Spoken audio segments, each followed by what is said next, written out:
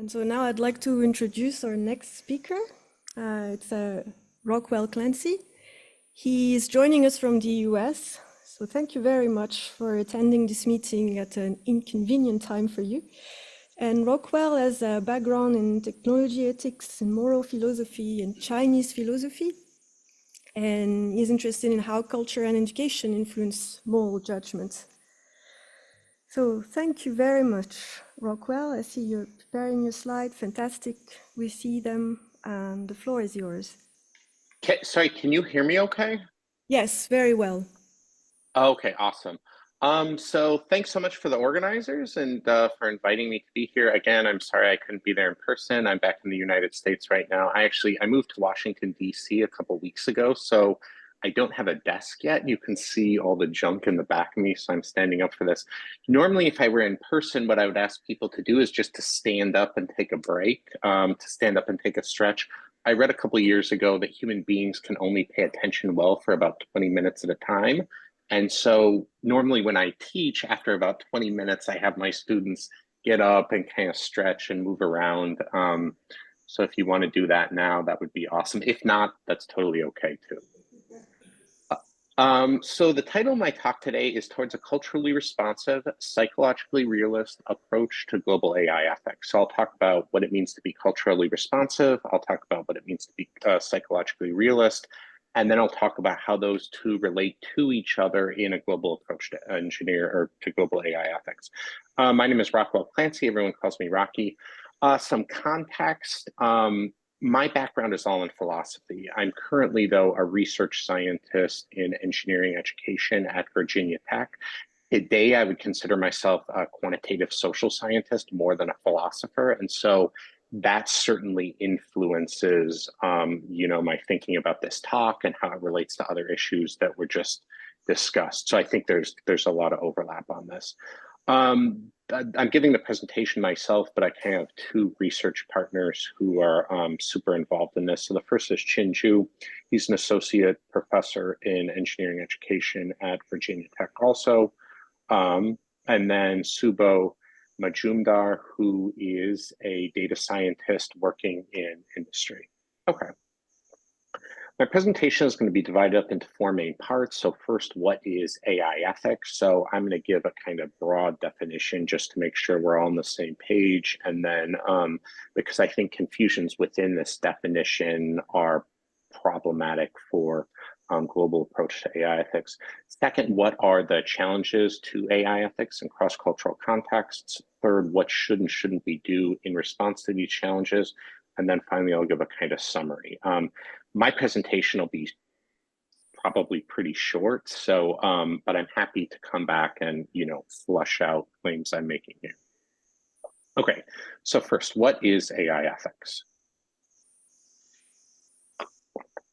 So in this broadest possible sense, AI ethics is about how AI should and shouldn't be developed and used, and then giving reasons for that, right? Sometimes it's called AI ethics, sometimes it's called responsible AI. It depends to a certain extent, I think, whether people are thinking and talking about this in academia, government circles, in industry.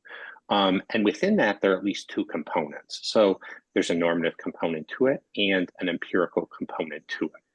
And in a lot of cases, and I don't think that this is unique to AI ethics, so I think it's an issue within biomedical ethics, I think it's an issue within business ethics, I think it's an issue throughout the history of philosophy. I think it hasn't been glossed over, but it tends to in more contemporary discussions of ethics. So there's a normative component and an empirical component. So I'm using normative to refer to norms. Norms are simply rules about what should and shouldn't be done, what people are obliged to do or refrain from doing. I use normative rather than moral or ethics just because culturally speaking, those terms are loaded. Most cultures globally seem to have norms and different normative practices. The extent to which those are specifically ethical or normative or ethical or moral norms, I think is an open question. So that's why I use normative. And then it's generally the policies themselves are telling people what they should and shouldn't do, right? So again, I think that this is mostly philosophers here, so people know this, but maybe not. There's also this empirical component to it. So the empirical component concerns how human beings actually think about these things. So how they think about issues of right and wrong with regard to emerging technologies, how they think about different notions of fairness, right? So are we thinking about fairness in terms of equality of opportunities or proportionality or whatnot? And so that's another component, right? And so in some cases, our normative claims might implicitly be based on understandings of what we think people mean by these things, how people behave, so on and so forth. In other cases, it might be beneficial to better understand how people think about these issues so we can more effectively implement policies and so on and so forth. But the point here is that these often get conflated. So the normative and empirical components, people overlook these, and I think it's to the detriment of AI ethics. And again, I don't think that this is an issue just in AI ethics. In policy domains in general, it's a huge issue.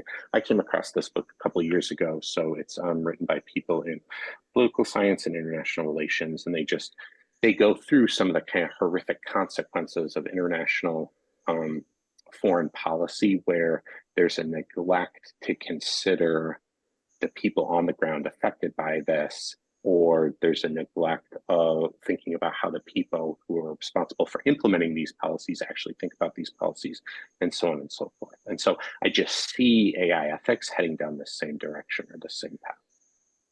Okay, so that's what is AI ethics. Okay, so what are some of the challenges in cross-cultural contexts? The challenges in cross-cultural context is that this normative empirical distinction is especially acute. So what was already discussed before, in a lot of cases,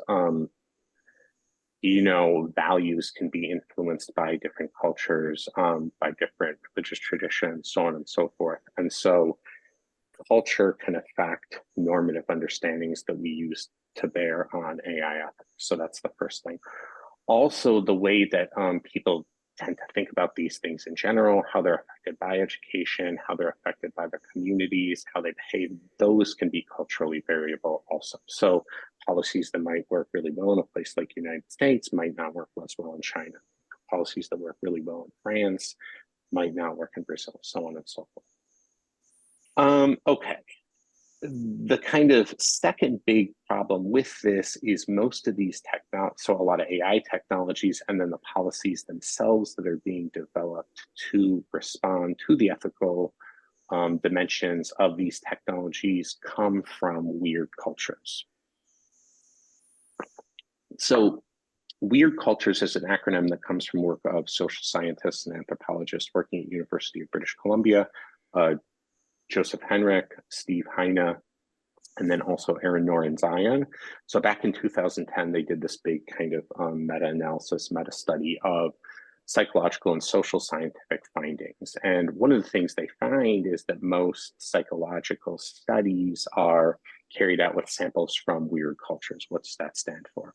Western, educated, industrialized, rich, and democratic. And obviously there's, variation in those. So there are some countries that are Western, they're less educated. There's some countries that are more educated, but less industrialized, so on and so forth, right? So those don't always go together. But most psychological findings are based on samples of individuals from weird cultures. And the problem is anytime there's comparative data available, these people are outliers. So they're outliers on things like self-concept. So how they think about themselves fundamentally, thought styles, how they think about the world, things like ethical reasoning. And so the issue is that AI technologies and policies are being developed by people in weird cultures, but weird cultures don't really match what most of the world thinks about, ethics and technology and so on and so forth. Okay, so what should and shouldn't we do about this? So I think the most important thing is simply to recognize this and then communicate about it. So those are kind of the two most important things, to recognize it and communicate about that. That's in part a lot of what my research is about. So trying to bring these findings that are coming from the social sciences into discourse and discussion surrounding ethics in general, applied ethics in general, but then AI specifically. and then trying to respond to these. So there's a team actually I've been working with, it's called the Sync Group. They do stuff on digital well-being, and one of the things they're doing is collecting much bigger sample sizes from different groups throughout the world regarding things like digital well-being. So how this use of social media differentially affects people in Saudi Arabia versus people in the United States, and so on and so forth. So we have more representative samples. These are not insignificant details and shouldn't be afterthoughts. We shouldn't uncritically adopt universalist frameworks. So as was mentioned before, there's this kind of growing awareness within responsible AI and technology ethics that we can't just develop the technology and then come back later and say like, oh, well, we have to fix this problem that was created. We need ethics from the get-go. We need ethics by design at the very beginning. I think my perspective is that we need to take a similar approach with regard to culture. So culture isn't just one thing that's added on afterwards. It's something that affects every other kind of social dimension of technology. And so a kind of example of this comes from UNESCO's, this picture comes from UNESCO's framework on ethical AI. And so they have these 11 different policy areas, right? So, ethical impact assessment, ethical governance stewardship. So culture is number 7, you see it down there. And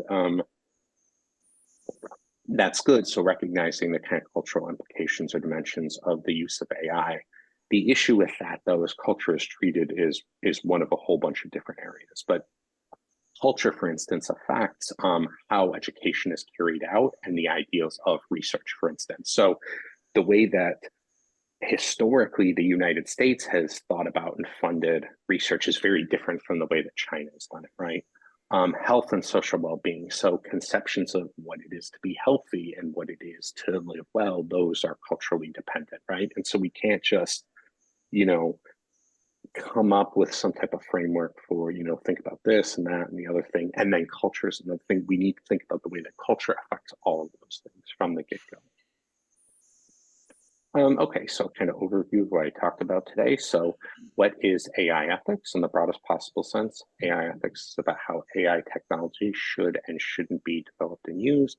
There are these normative and empirical components to it. So not only what we should do, but how people actually think about these things and behave, and we shouldn't confuse those two. Second, culture could impact both of these, so the normative dimensions and the empirical dimensions. And thus far, at least, a lot of the discussions surrounding policy related to AI have been biased in nature just because of where the technology has arisen and where the policymakers are. And then I think what we should do about this is just popularize these issues. So think and talk about them and not uncritically adopt universalist frameworks. The last thing I want to say really quickly, because I think a lot of people here are philosophers. So I'm not saying that we should simply make policy based on what people think, not at all. So I'm not saying that we should, fall into some type of naturalistic fallacy where, Chinese think this, Americans think this, people in France, and then on that basis, we simply develop policy based on that's not what I'm saying. I'm saying that we need to know what people in different cultures think about these things in order to mold more effective policy. So it's not as though we jettison the normative components of policymaking, but we incorporate the empirical components into them. Okay, so that's my talk.